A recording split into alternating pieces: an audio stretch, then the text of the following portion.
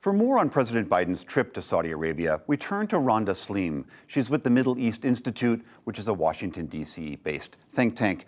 Rhonda, great to have you back on the NewsHour.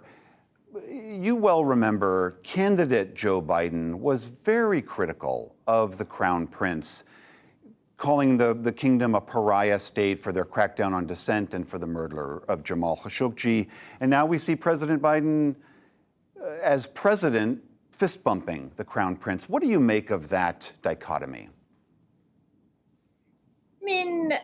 I think it is President Biden meeting the reality. And it was words were maybe easy to make during an election campaign, but definitely because of the war in Ukraine, and what it led in terms of increase in energy prices, President Biden is facing a reality at home 5 months before the election of high inflation, high gas prices, and he's hoping or betting on the Saudis and the Emiratis to increase their oil production, hoping that that will help bring down gas prices at home.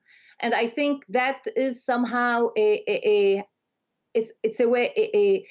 a bet or a hope that is not totally true, partly because energy prices are determined by not only by a president asking the Saudis to pump more oil, but also they are determined by Saudis, by Russians, by Emiratis, making this decision in terms of tapping their supplies based on what works for them and for their economic and strategic interests. So it's not clear to me that, one, they have the spare capacity that can influence the price of oil on the market, as Nick said in his remarks, but also I'm not sure whether the Saudis and the Emiratis will be willing to go ahead with the ask of the president if that ask is counter to their own economic strategic interests. So do you think that the criticism that the president received in advance of this trip is just a lot of hot air, or do you think that there is a substantive critique to be made that the president maybe ought not to have gone and done a formal presidential visit to the kingdom?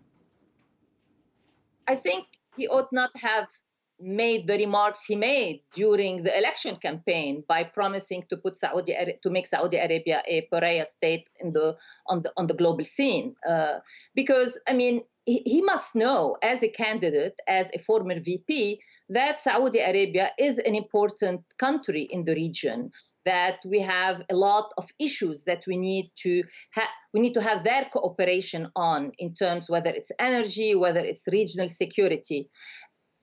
Look, the criticism is fair, partly because of this mismatch between words and action. And that's a long-standing criticism of American foreign policy, especially in the Arab region, but all over the world, that when push comes to shove, interest always trump our values. President Biden has also made a good deal about trying to normalize and harmonize relationships between these different Arab states and Israel. How do you judge thus far the success on that front? I would say that both, whether it's the Trump administration and now the Biden administration, I think they are trying to ride a bandwagon that was already in motion. Even the Trump administration, which heralded the Abrahamic Accords, I think the countries of the region, be it UAE, Bahrain, Israel, Morocco, the other signatories to the Abrahamic Accord, even Saudi Arabia, have their own interest in having relations with Israel that are not necessarily dictated by the United States. It is partly against Iran, but also it's partly about survival of their regime, and it's partly about securing technological cooperation, technological know-how, and economic know-how from Israel. So these interests of these countries are the ones that are dictating their moves toward toward these accords, and that dictated their moves toward the accords, the Abrahamic Accords, and that will continue to control the tempo of this harmonization between Israel and Arab countries. And Rhonda Slim, just briefly, President Biden has also promised that he will never allow Iran to develop a nuclear weapon. Is it your sense that the other Arab nations see the threat of a nuclear-armed Iran as severely as the president and as Israel does?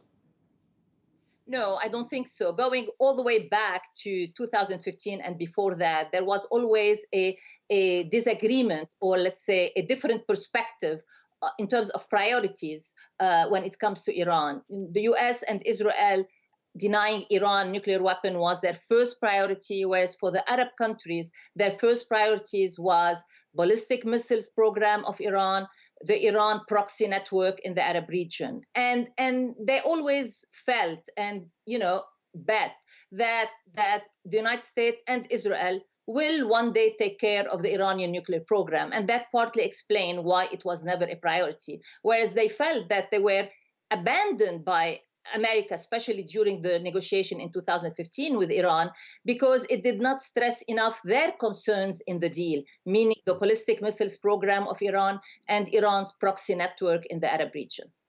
Rhonda Slim of the Middle East Institute, thank you so much.